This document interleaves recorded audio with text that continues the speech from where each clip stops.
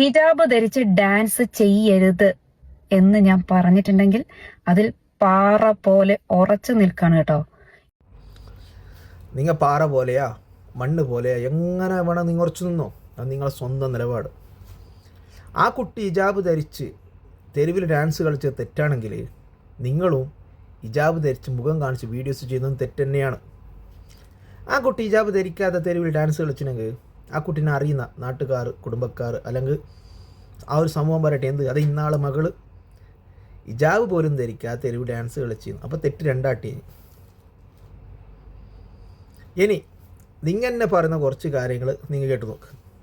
ഒരു വർഷം മുൻപ് ഞാൻ മേക്കപ്പ് ഉപയോഗിക്കുമായിരുന്നു, മാന്യമായിട്ടുള്ള മോഡേൺ വസ്ത്രങ്ങൾ ഉപയോഗിക്കുമായിരുന്നു, പെർഫ്യൂം ഉപയോഗിക്കും, പാട്ട് കേൾക്കും, പാട്ട് പാടും, ഇതൊക്കെ ചെയ്യുമായിരുന്നു. പക്ഷേ ലാസ്റ്റ് 1 year ആയിട്ട് ഐ ക്വിറ്റ്.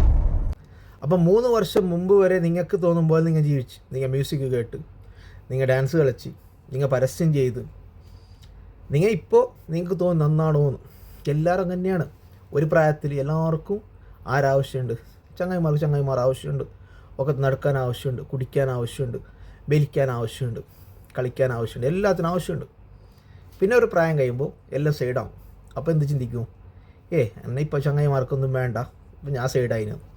അപ്പോൾ എന്താവും, നന്നാവും. മുമ്പ് മൈ ലൈഫ് മൈ റൂൾസാണ്, പിന്നെ റൂൾസ് എല്ലാം മാറും. പിന്നെ മക്കളെ നോക്കിയിട്ട് മക്കളെ ഇഷ്ടത്തിനനുസരിച്ച് ജീവിക്കുന്നൊരു കാലം വരും. എല്ലാവരും അങ്ങനെയാണ്. ആരും എല്ലാം തികഞ്ഞിട്ട് ആരും വരുന്നില്ല എടുക്ക്. എല്ലാവർക്കും കുറ്റം കുറവുള്ളത് തന്നെ. നിങ്ങളെ വീഡിയോസ് ലക്ഷക്കണക്കിന് അന്യപുരുഷന്മാർ കാണുന്നില്ലേ? ആ കുട്ടീൻ്റെ വീഡിയോസ് കണ്ടത് കുറച്ച് പേര് മാത്രമല്ല ആ കുട്ടീൻ്റെ അന്ന് അവിടെ കണ്ട ഡാൻസ് കളിച്ച ആൾക്കാരും പിന്നെ കുറച്ചാരും വീഡിയോസ് എടുത്തിന് കവർ മാത്രമാണ്. അതിനെ സോഷ്യൽ മീഡിയയായിട്ട് പ്രചരിപ്പിച്ചത് നിങ്ങളാണ് അല്ലേ?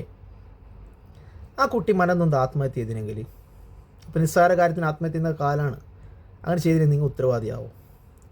ഓക്കെ, നിങ്ങൾ നന്നായെങ്കിൽ നിങ്ങൾ നന്നായി ജീവിച്ചു.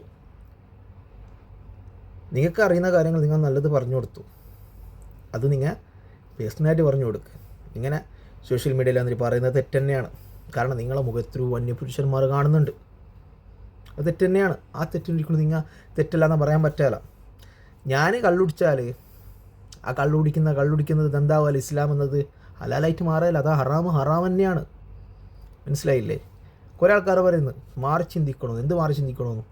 ഇസ്ലാമിൻ്റെ നിയമം അന്നും ഇന്നും ഇനി ലോകാവസാനം വരെ അതങ്ങനെ തന്നെയാണ്. അതൊരിക്കലും മാറിയല്ല.